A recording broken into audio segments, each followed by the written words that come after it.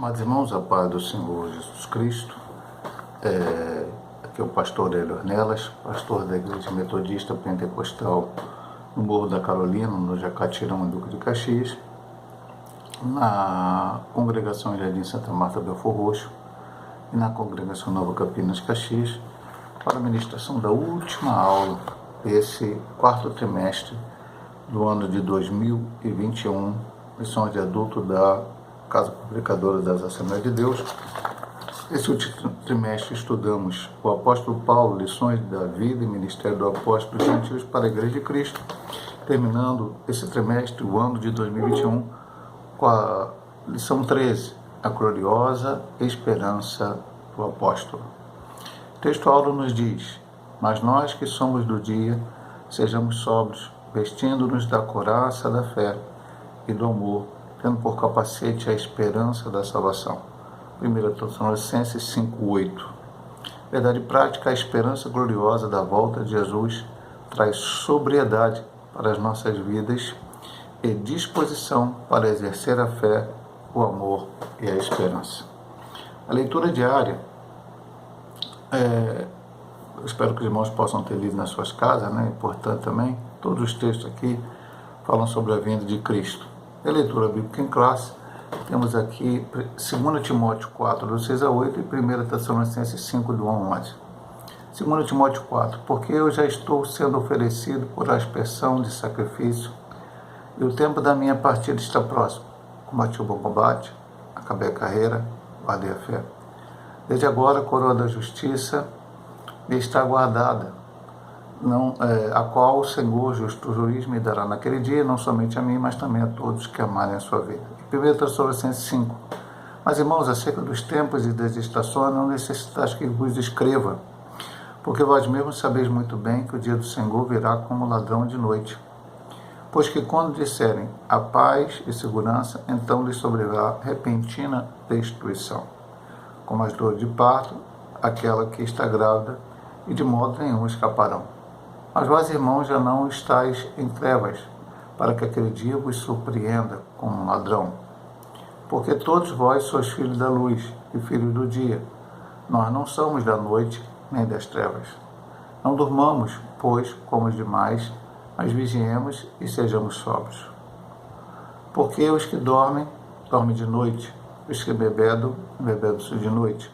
A nós que somos do dia, sejamos sóbrios, vestindo-nos da couraça da fé e do amor, e tendo por capacete a esperança da salvação. Porque Deus não nos destinou para a ira, mas para a aquisição da salvação por nosso Senhor Jesus Cristo.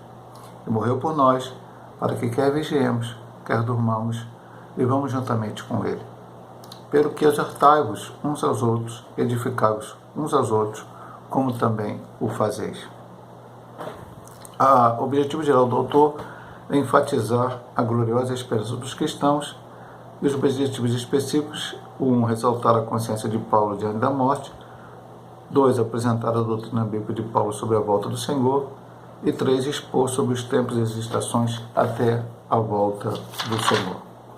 A introdução, muito importante, a tradução muito profunda, né? Diz assim: a última lição deste trimestre nos mostra que não podemos perder a esperança do céu em meio ao sofrimento e tribulações nesta terra. Essa esperança é a fonte da força dos fiéis que se apegam no que Deus realizou em Cristo Jesus. E a garantia dessa esperança é o fato de que o Espírito Santo nos fortalece, renova e confirma a herança eterna do nosso Deus. Que a esperança do apóstolo Paulo seja a nossa também. Então, como a lição diz, a esperança do apóstolo Paulo. E qual é a esperança do apóstolo Paulo? A volta de Jesus. E ele diz aqui no início da introdução,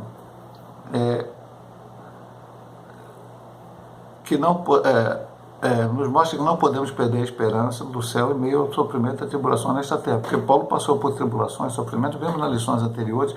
Inclusive essa lição está muito ligada à lição anterior, que fala sobre a morte. Paulo está pronto a morrer. Essa esperança é a fonte da força dos fiéis que se apegam que Deus realizou em Cristo Jesus. Nós vamos estudar aqui na lição, a introdução vai dar uma boa ideia, mas vamos estudar ponto a ponto e vamos ver aqui essa esperança, que era de Paulo, também é minha, também é sua. O primeiro ponto é a consciência de Paulo diante da morte. É que vamos fazer quase uma transição entre a lição anterior e o assunto desta. Primeira subdivisão, uma morte como oferta de sacrifício, Timóteo 4,6. O Espírito Santo, que guiava o apóstolo Paulo em tudo, o fez sentir que o tempo da sua partida estava próximo. Nesse sentido, o apóstolo via o seu martírio iminente como uma oferta apresentada sobre o altar de sacrifício. Essa consciência clara que haveria de padecer pelo nome de Jesus não permitia ter medo ou frustração diante da morte. É preciso ter a consciência de que, se não encontrarmos o Senhor por meio do arrebatamento da igreja, o encontraremos por meio da morte. Por intermédio do Espírito Santo, os preparemos para esse tempo em esperança. E aí ele cita 1 Tessalonicenses 5, 13 a 18. Então vamos ver aqui. Lição passada, que a gente falava sobre a morte, Paulo diante da morte, do sofrimento. Nós vimos que ele foi avisado pelo Espírito que o que esperava ele no caminho para Jerusalém era prisões e tribulações. Depois Ágabo, o profeta, pegou a cinta de Paulo, amarrou e disse, olha, ele vai ser assim, ele se amarrou, né, e disse, o homem que pertence à cinta vai acontecer isso com ele. Os cristãos ali quiseram que Paulo desistisse da sua viagem, mas ele disse para eles que importava fazer a vontade de Deus. Então, eles entenderam, se fosse a vontade de Deus, está tudo bem. E aí, meu amado irmão, a lição falava muito passado sobre como o Espírito guiava Paulo. Então, por isso ele estava preparado para a morte. E aqui chegou o tempo realmente da morte de Paulo.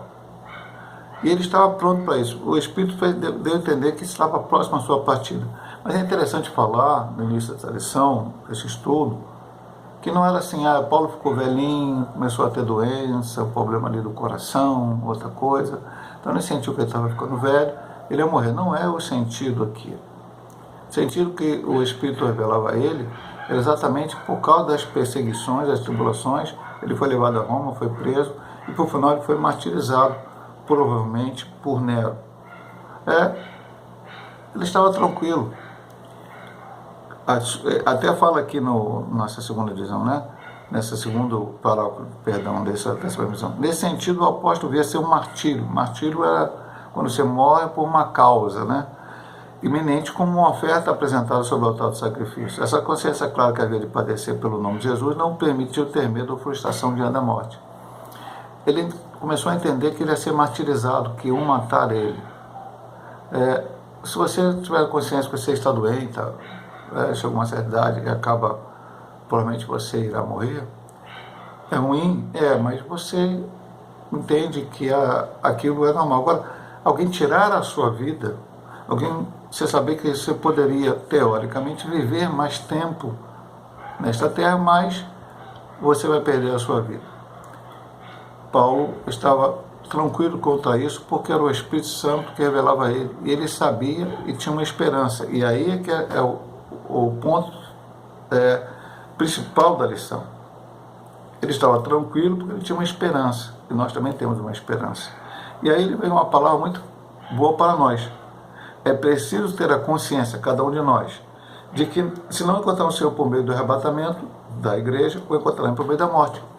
Ou seja, pastor, a nossa esperança é que Cristo venha e arrebate a sua igreja. Lógico, essa é o primeiro desejo de cada crente, como João disse, ora vem Senhor Jesus, lá no final do Apocalipse. Eu quero que Jesus venha para arrebatar a sua igreja e que eu esteja entre aqueles que serão arrebatados, e tudo que a gente vai estudar aqui depois, os eventos que vão acontecer.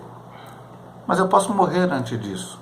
E é importante que eu esteja preparado para a morte. Preparado para a morte, aqui nós estamos dizendo preparado, não estou com dívida nenhuma, não deixei nenhum problema para meus parentes. Não.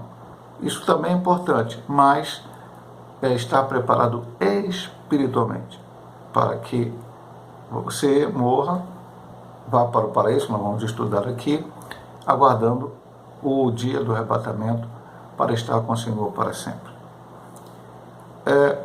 Segunda subdivisão deste ponto 1. Combati o bom combate, 2 Timóteo 4,7. Agora o apóstolo faz uma análise de sua trajetória. Ele combateu o bom combate. Desde quando Paulo teve um encontro com Cristo, indo para Damasco até o momento próximo de sua morte, muitas experiências ocorreram em sua vida. É notório a total entrega do apóstolo muitas perseguições, provações, justiças, plantações e confirmações de igrejas. De fato, o apóstolo entregou a sua vida integralmente à causa do Evangelho. Ele combateu o bom combate. Que combate estamos combatendo? Essa causa é a nobre causa do Evangelho? Que o autoexame de Paulo seja exemplo para nós examinarmos, nos autoexaminarmos também. Então depois ele fala, combati o bom combate. Que bom combate é esse? Quando nós aceitamos a Cristo como nosso único e eterno Salvador, nós agora não somos mais de nós mesmos, nós pertencemos ao Senhor. E agora temos que fazer a sua vontade. A nossa vida cristã é um combate. Mas é um combate contra pessoas, pastor? É um combate contra seres humanos que muitas vezes se nos opõem? Não, já estudamos isso, voltamos a falar, como o próprio Paulo diz, não lá no Efésios 6, quando ele fala sobre a armadura de Deus. Não temos que lutar contra a carne, nem contra o sangue, mas contra as potestades e principados que atuam nos lugares celestiais. A luta do cristão não é contra outro cristão, o combate do cristão não é contra outro cristão, o combate do cristão não é contra aqueles que não aceitaram Jesus ou aqueles que perseguem a igreja. O combate do cristão é um combate espiritual. Esse combate se dá através da oração, do jejum, da busca da presença do Senhor naquele dia, da santificação. Existe também um combate interno entre nós. Interno, pastor, o que isso quer dizer interno entre nós? Isso é individual. Primeiro coisa que você tem que vencer na sua vida é o teu ego, o teu eu. Até o hino da harpa que a gente canta no final, a igreja de Caxias canta no final, o coro, né? Vencendo vem Jesus. Numa das letras, né? Acho que é do Inário Evangélico, diz, no última estrofe, quando o mal quer levantar-se e mostrar algum valor, vencendo vem Jesus. Então, é o nosso ego, a nossa vontade. Muitas vezes a gente quer que a nossa vontade prevaleça acima da vontade de Deus. Somos tentados dia a dia. Jesus foi tentado, a Bíblia mostrou isso, quando esteve aqui na terra, nós também somos tentados. O diabo vai tentar nos tirar da presença do Senhor, nos fazer afastar dos caminhos do Senhor. Temos que estar prontos para combater este combate também. Então ele diz aqui, é notória a total entrega do apóstolo. Muitas perseguições, provações, injustiças, plantações e confirmações de igreja. Eu cheguei a citar, não lendo, mas citei aos irmãos na semana passada, se não me engano, na Lição da Morte. Olha essa situação. 2 Coríntios, capítulo 11, no final, diz assim, ele estava sendo julgado por pessoas, né, falavam mal dele, ele dizia, são hebreus, também eu, são israelitas, também eu, são descendentes de Abraão, também eu, agora são ministros de Cristo, falo eu, fora de mim, como fora de mim. Ainda aí começa, em muitos trabalhos, muito mais, açoites, ele recebeu açoites mais do que eles, prisões muito mais, perigo de morte muitas vezes. Recebi dos judeus 5 quarentenas de açoite menos 1, ou seja, você pega 5 quarentenas, 5 vezes 40, dá 200, menos 1 a cada vez, 195 açoites pelo menos ele recebeu. 3 vezes foi açoitado com vara, 1 vez apedrejado, 3 vezes sofreu naufrágio, 1 noite e 1 dia passei no abismo, em viagem muitas vezes, perigo do rio, perigo do salteador, perigo da minha nação, perigo do gentio, perigo na cidade, perigo do deserto, perigo no mar, perigo contra os falsos irmãos, em trabalho e fadiga, em vigília muitas vezes, em fome e sede, em jejum muitas vezes, em frio e nudez. Além das coisas exteriores, meu primo cada dia o cuidado de todas as igrejas. Então Paulo sofreu. Agora depois que ele diz no final, depois disso, de fato, o apóstolo entregou a sua vida integralmente à causa do Evangelho. Ele faz uma pergunta para nós meditarmos sobre a nossa vida. Que combate estamos combatendo? Essa causa é a nobre causa do Evangelho? Estão fazendo o que o Senhor quer? E ele diz que, assim como Paulo examinou, ele disse, eu combati o bom combate. Acabei a carreira, guardei a fé, depois nós vamos ver isso lá na frente. Nós também possamos fazer o exame, um autoexame a cada dia. Não é examinar o outro, é a mim mesmo. Estou combatendo o bom combate, estou fazendo aquilo que Deus quer, é uma reflexão que essa lição nos traz. E o terceiro ponto diz gratidão e esperança, segundo Timóteo 4, 7 a 8. Além de combater o bom combate, o apóstolo acabou a carreira e guardou a fé. Mais importante do que começar é a forma como terminamos a carreira. O apóstolo tinha consciência da carreira que percorreu e da fé que guardou.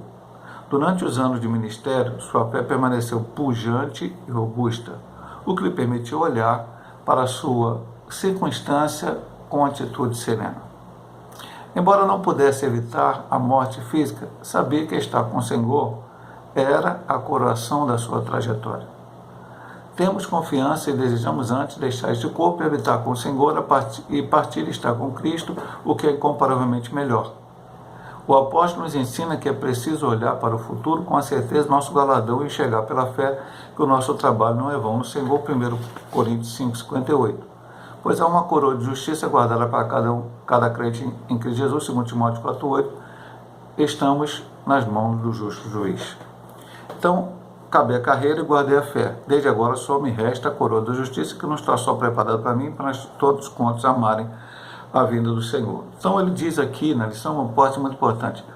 Mais importante do que começar é a forma como terminamos a carreira. É lógico que a carreira que nós estamos falando é uma carreira cristã. É o momento que você aceita Jesus até o dia da sua morte ou do arrebatamento da igreja. Muita gente começa bem, vai bem, é o primeiro amor. E de repente se esfria, se esfria, se esfria, se esfria, se esfria e abandona a obra do Senhor ou deixa de fazer aquilo que Deus quer que faça. Não, temos que começar bem, continuar bem e acabar da melhor maneira possível. O que é acabar da melhor maneira possível? Acabar fazendo a vontade do Senhor, terminar, ir até o final, perseverar, continuar. Muita gente para no meio, não aguenta a luta, os problemas, as tribulações. Mas a Bíblia está repleta de exemplos. Paulo é um deles, que diante de toda a sua dificuldade, acabamos de ler lá em 2 Coríntios capítulo 11, e tantos outros textos que poderíamos ler, permaneceu firme até o final. E o final dele não foi o arrebatamento da igreja, foi a sua morte, e uma morte matada. Pedro da mesma forma, e tantos outros apóstolos. Se formos olhar para o Antigo Testamento, vemos Jó, não questão de morte, mas uma questão de perder saúde, perder os bens materiais, mas continuar fiel ao Senhor. Então, você começa e tem que continuar. Vamos ter nossos percalços, somos homens, somos pecadores, sim, mas temos que continuar firme. Por quê, pastor? O apóstolo tinha consciência da carreira que percorreu e da fé que guardou. E durante o ano do ministério de sua fé, permaneceu pujante e robusto, que permitiu olhar para as suas circunstâncias com atitude serena. Então, ele sabia que aquilo que ele estava passando era referente a ele estar fazendo a vontade do Senhor. Ele tinha como evitar a morte física? Não, nenhum de nós tem. Um dia vamos morrer, se Jesus não voltar antes para arrebatar a sua igreja. E agora, ele sabia que ele tinha uma trajetória. Então ele diz assim, temos confiança e desejamos antes deixar este corpo que habitar com o Senhor. Ele queria... Paulo era alguém que estava com depressão, queria morrer? Não. Ele queria... a morte, se fosse vir para ele, era lucro, porque ele estaria com o Senhor. Ele tinha certeza da sua fé, tinha certeza da sua esperança. E de partir estar com Cristo, que é incomparavelmente melhor. Hoje nós temos um problema, muitas pessoas estão muito preocupadas em fincar a sua vida nesta terra de uma forma tremenda. E estão esquecendo que aqui é somente um momento passageiro da nossa vida, porque o importante será estar com Cristo para sempre. E depois ele diz assim, o apóstolo ensina que é preciso olhar para o futuro com a certeza do nosso galardão e enxergar pela fé que nosso trabalho não é vão no Senhor, como está em 1 Coríntios 15, 58. E tem uma coroa da justiça. Então nós estamos trabalhando em vão. Nosso trabalho não é vão no Senhor. Existe uma recompensa para aqueles que forem fiéis. A maior recompensa é a salvação. Porque, meu amado irmão, temos que falar isso profundamente aqui para pouquíssimos segundos, minutos aqui para terminar nosso primeiro vídeo. A salvação não é só, vou ali ganhar um prêmio. Não. Ir para o céu e se livrar do inferno. Gozo eterno contra sofrimento eterno. Então, nós temos a esperança de salvação, de vida eterna, de galardão. Paulo tinha essa esperança e por isso ele, mesmo no meio da sofrimento, da aflição, dos problemas, da dificuldade, ele continuou fiel. Porque a última frase desta terceira subdivisão do ponto 1 diz: estamos nas mãos do justo juiz. Deus não, no tribunal do Senhor não tem, eu vou beneficiar aquele que é o meu queridinho e vou atrapalhar aquele que eu não gosto. Não. A Bíblia diz que Deus amou muito a maneira que deu seu Filho unigênito para todo aquele que ele quer não pereça, mas tenha a vida eterna. O Senhor ama toda a humanidade e quer salvar a todos e vai galardoar de acordo com aquilo que a pessoa fez ou deixou de fazer. Terminamos esse primeiro ponto e também o primeiro vídeo. Nesse primeiro vídeo estudamos a introdução e o ponto 1, e no segundo vídeo vamos estudar o ponto 2, o ponto 3 e a conclusão dessa lição.